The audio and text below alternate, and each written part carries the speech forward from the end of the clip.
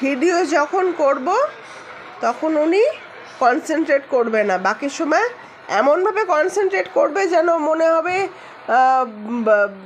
বিশাল খেলোয়াড়, বিশাল ব্যাপার।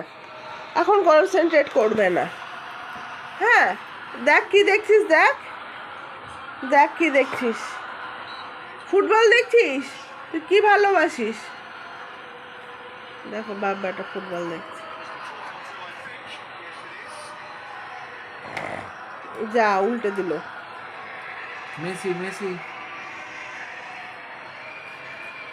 এই যে মেসি।